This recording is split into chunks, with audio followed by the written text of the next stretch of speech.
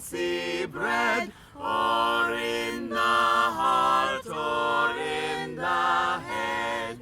How begot, how nourished, tell me where is fancy bred?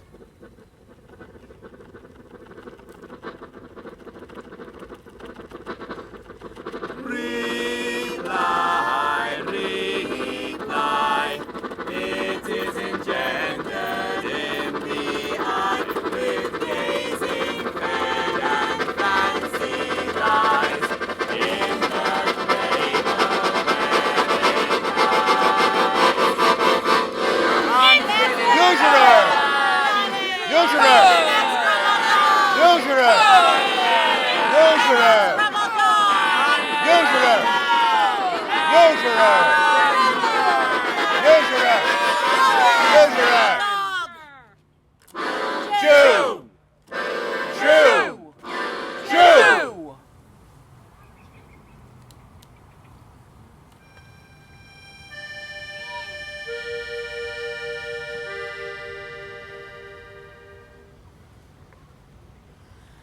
Let us all ring fancies now. I'll begin it. Ding dong bell, ding dong bell, ding dong bell, ding dong bell, ding dong bell. In sooth, I know not why I am so sad. It wearies me. You say it wearies you, but how I caught it, found it, or came by it, what stuff 'tis made of, where it is born, I am to learn. And such a want which sadness makes of me, that I have much ado to know myself. Your mind is tossing on the ocean. There where your argosies with portly sail, to overpeer the petty traffickers, but curtsy to them, do them reverence, as they fly by them with their woven wings. Oh, believe me, sir, if I had such ventures forth, the better part of my affections would be with my hopes abroad, and every object that might make me fear misfortune to my ventures would, out of doubt, make me sad. My wind, cooling my broth, would blow me to an ague. When I thought what harm a wind too great might do at sea, I should not see the sandy hourglass run, but I should think of shallows and of flats, and see my wealthy Andrew docked in sand, veiling a high top lower than her ribs, to kiss her burial. But tell not me, I know, Antonio is sad to think upon his merchandise. Believe me, no, I thank my fortune for it. My venture's not in one bottom trusted, nor to one place, nor is my entire estate upon the fortune of this present year. Therefore my merchandise makes me not sad. Why, then you are in love. Five. No, not in love neither? Then let us say you are sad because you are not merry. 'Twere as easy to laugh and leap and say you are merry because you are not sad. Oh, here's Bassanio, your noble kinsman.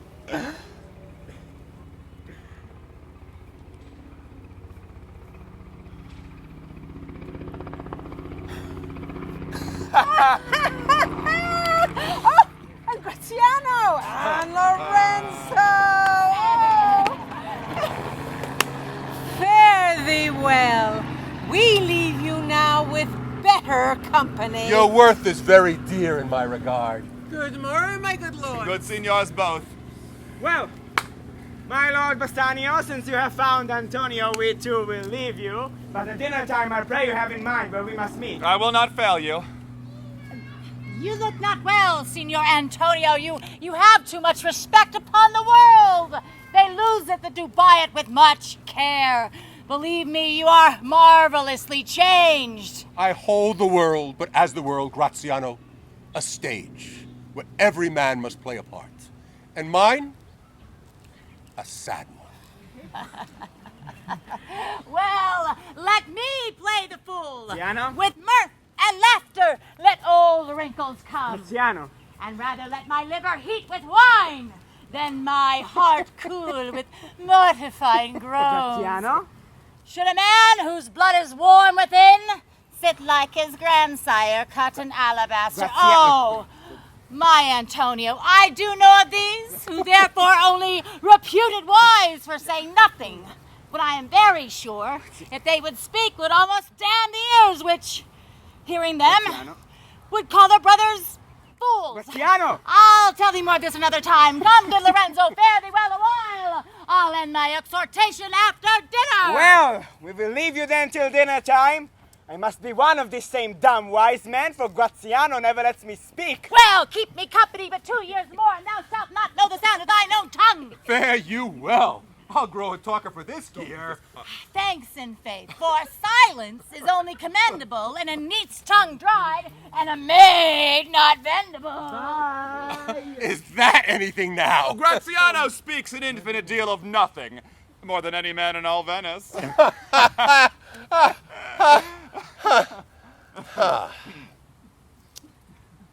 Well? Tell me now. What lady is the same to whom you swore a secret pilgrimage that you today promised to tell me of? It's not unknown to you, Antonio, how much I have disabled mine estate by something showing a more swelling port than my fate means would grant continuance.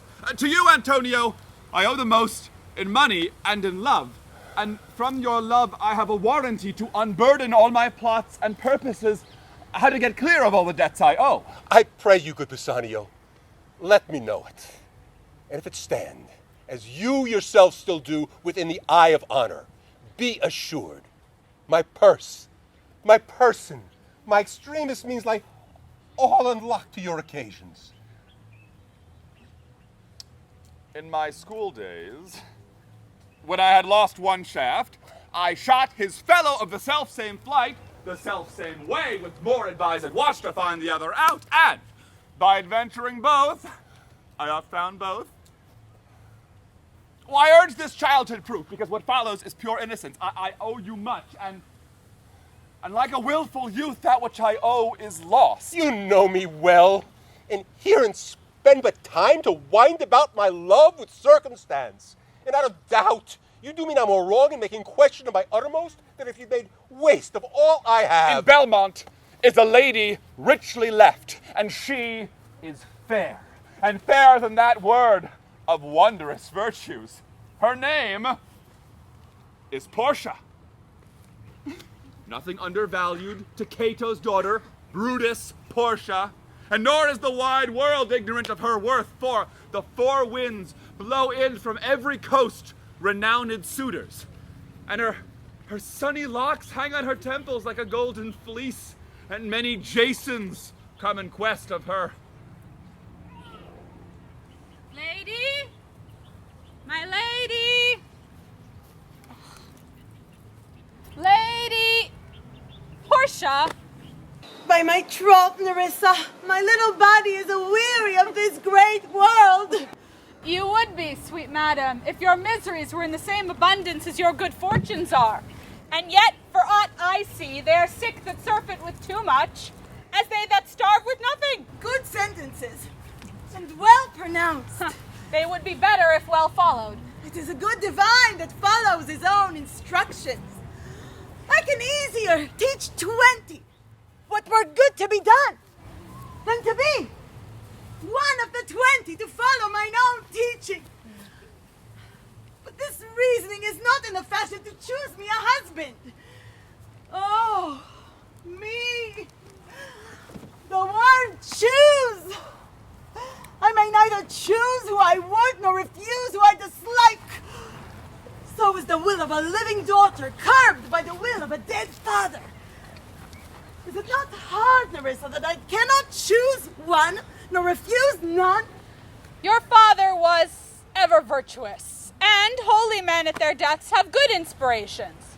Therefore the lottery that he hath devised, and these 3 chests of gold, silver and lead, whereof who chooses his meaning chooses you, will no doubt never be chosen by any rightly, but one who you shall rightly love. Oh, my Antonio! Had I but the means to hold a rival place with one of them, I have a mind presages me such thrift that I should questionless be fortunate. Thou knowest that all my fortunes are at sea.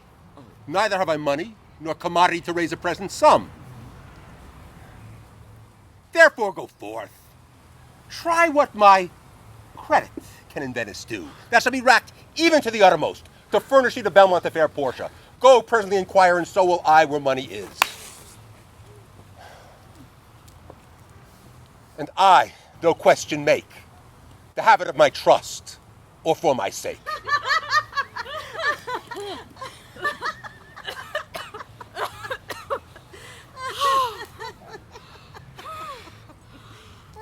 I'm too old for this.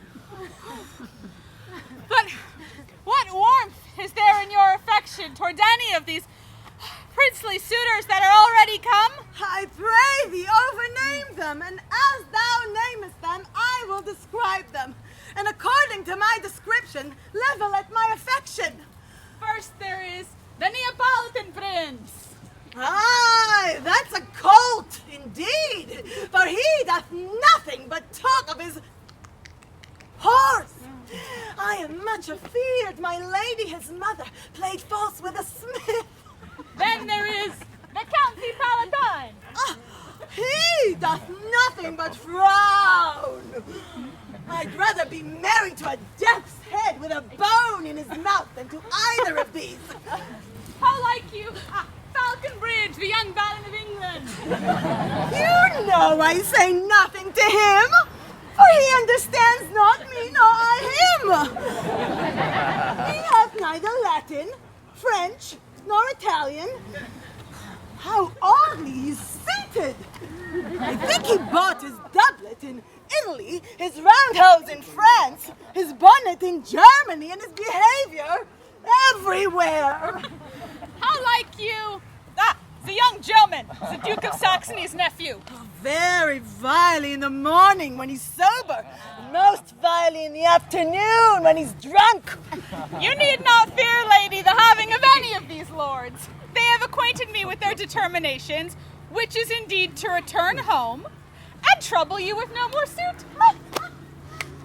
If I live to be as old as Sibylla, I will die as chaste as Diana, unless I be obtained by the manner of my father's will.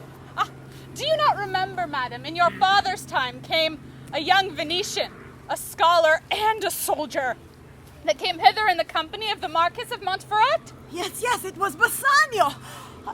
As I think, so was he called. True, madam. He, of all the men that ever my foolish eye looked upon, was best deserving a fair lady. I remember him well. And I remember him worthy of thy praise.